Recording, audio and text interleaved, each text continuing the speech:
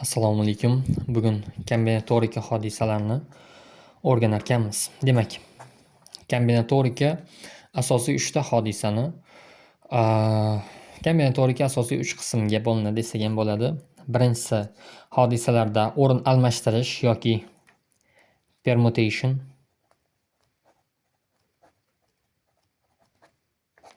Permutatsiya. Ikkinchisi o'rinlashtirish yoki arrangement.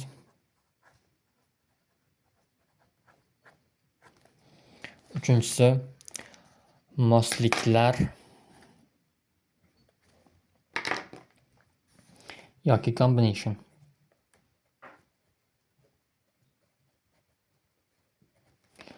Va har biri mos ravishda ikkiga bo'linadi.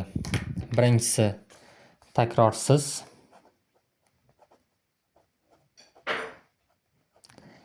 va takroriy.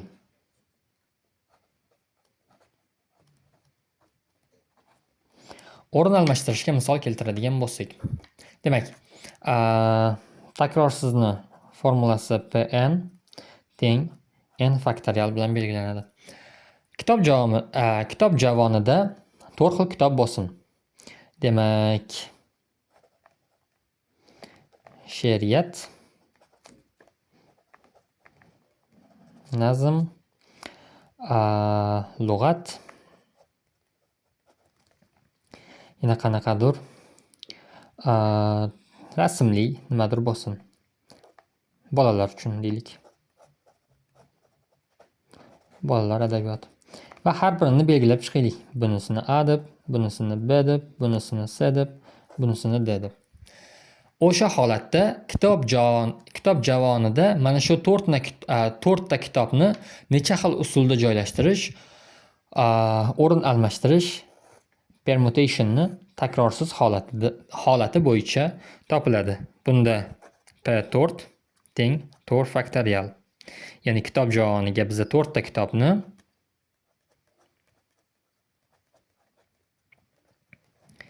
(24) xil usulda joylashtirishimiz mumkin. Endi buni takroriy varianti. Pn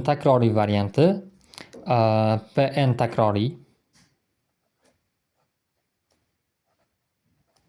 takror deb qo'yaylik. Bo'ladi n faktorial taqsim alfa faktorial, beta faktorial, gamma faktorial va hokazo faktoriallar. Bu nima degani? Bunda menda ikkita she'riyat bor deylik. Ya'ni ikkita bir xil kitob bor. Yo bo'lmasa bitta kitobni 5-nashri va 6-chi to'ldirilgan nashri. Ikkalasi ham ko'rinishdan bir xil, ichidagi ba'zi bir so'zlar farq qiladi. Lekin ko'rinish bir xil bo'lgani uchun bir xil belgilaymiz.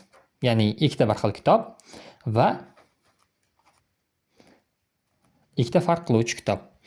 Aynan o'sha holatda biz kitob javoniga qanday joylashtirishimiz mumkin? Bunda Pn takroriy bo'ladi 4 faktorial va takroriy kelgan elementlarning faktoriali. Nechta bo'lsa o'shanchani faktoriali. O'zi yoniga qolgan elementlarni necha marta kelgan bo'lsa o'shancha faktorial deb qo'ysak ham bo'ladi. Masalan, A ikkita kelgan 2 faktorial, B bitta kelgan 1 faktorial va C bitta kelgan 1 faktorial qilib yozamiz. Va natijamiz nimaga teng bo'ladi? Taqsim ko'paytirilgan 1, ko'paytirilgan 1. Ya'ni bir xil kitob 2 marta takrorlangani uchun, takroriy bo'lgani uchun 4 ta kitobni o'rin almashtirib 12 ta holatda yoki 12 xil joylashtirsak bo'lar ekan. Endi o'rinlashtirish, arrangement. Buni ham ikkita holati bor. Takrorsiz, takroriy. Takroriy. Endi takrorsiz holati bo'ladi n faktorial n minus m faktorial. Deylik, sinfda 28 ta o'quvchi bor.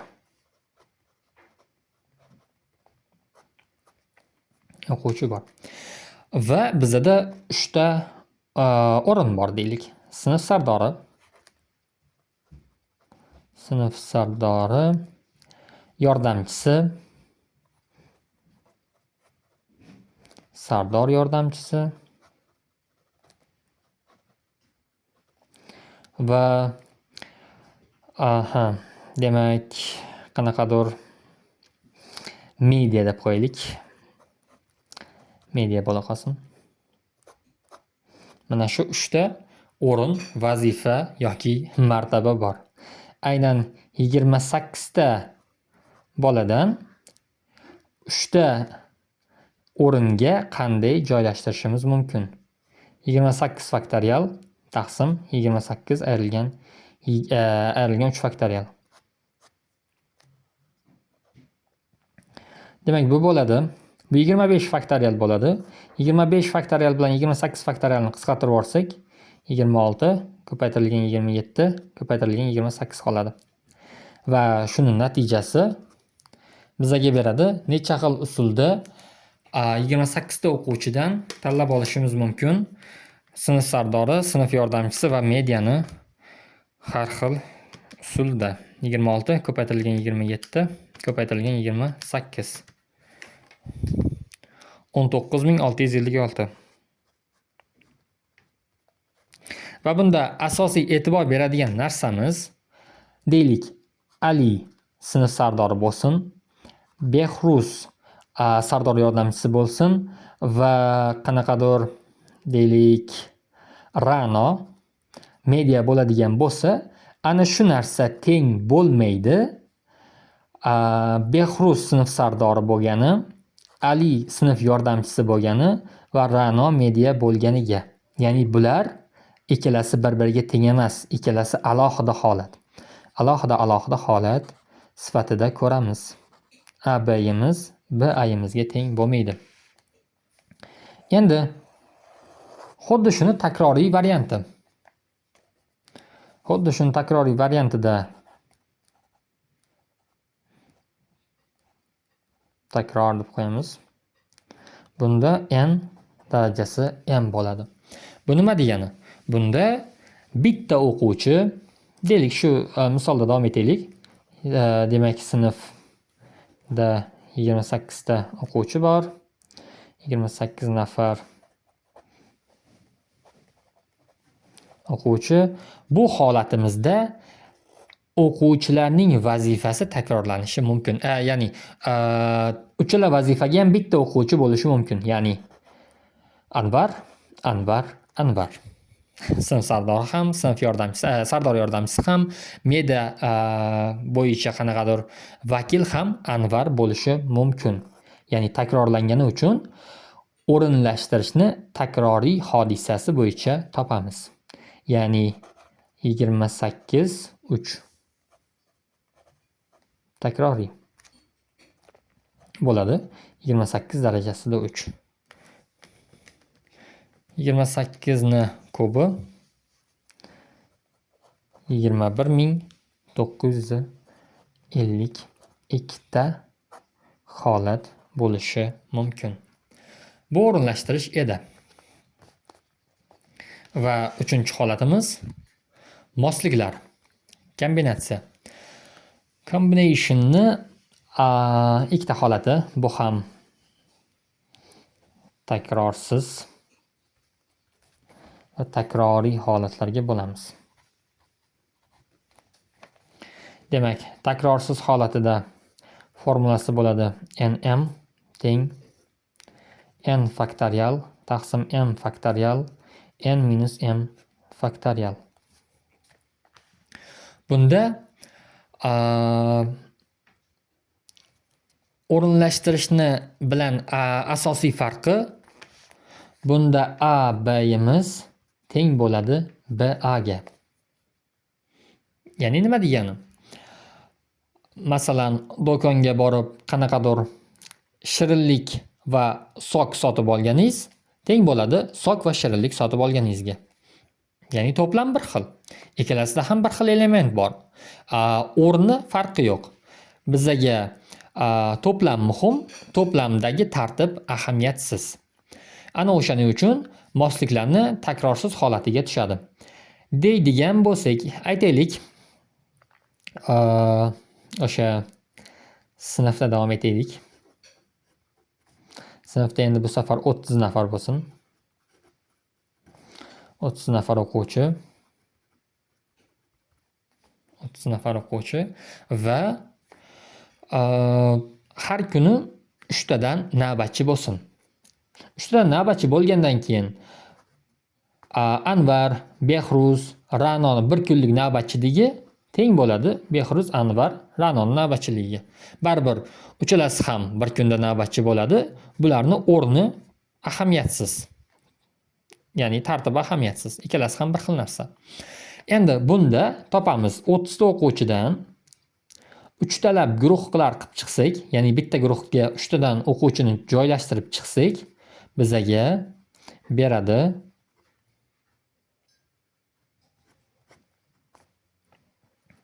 30 ayrilgan 3 27 faktorial, 30 faktorial bilan qisqartiradigan bo'lsak, bu yog'i 28, 29, 30 va 28, 29, 30 taqsim 1, 2, 3, 10, 14, 29 ko'paytirilgan 10. Qaysiki 4060. Ya'ni 30 ta o'quvchini 3 talab guruh qilib chiqadigan bo'lsak, 4060 xil guruh qilishimiz mumkin ekan. O'sha narsani takroriy varianti. Bunda formula bo'ladi. Sn takrordan m tanlaydigan bo'lsak, teng bo'ladi Sn plus m dan m ta Sn plus m minus 1 dan m tanlaganimizga qo'shamiz va birni ayirib qo'yamiz. Taqsim m faktorial buni o'zi. Demak, mana bundan buni ayirib tashlaymiz. n minus 1 faktorial. Demak, bu nima degani? Deylik, 4 xil meva bor. 4 xil meva: olma, o'rik, shaftoli, gilos bo'lsin. Va siz olishingiz kerak 8 xil meva. 8 ta meva, 8 xil emas, 8 ta meva olishingiz kerak. Ya'ni siz 8 ta olma olib qo'ysangiz ham bo'ladi, 8 ta o'rik olib qo'ysangiz ham bo'ladi, yoki 4 ta o'rik, bulardan bitta, gilosdan 2 ta olsangiz ham bo'ladi. Farqi yo'q. Va bu holatda qanday ishlanadi? Demak, bunda 4 plus 8 minus 1 dan 8 ta olishingiz kerak. Bo'ladi bu 12, 11 faktorial taqsim 8 faktorial 11 minus 8 faktorialga. Demak, 8 faktorial bilan 11 faktorialni qisqartiradigan bo'lsak 9, 10, 11 qoladi.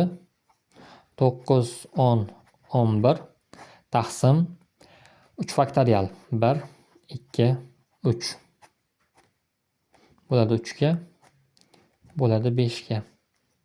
Javobimiz 165 xil usul bilan biza 4 xil mevadan 8 ta meva tanlab olsak bo'lar ekan. Xo'sh, e'tiborlaringiz uchun rahmat. Asosiy qismlarni ko'rib chiqdik.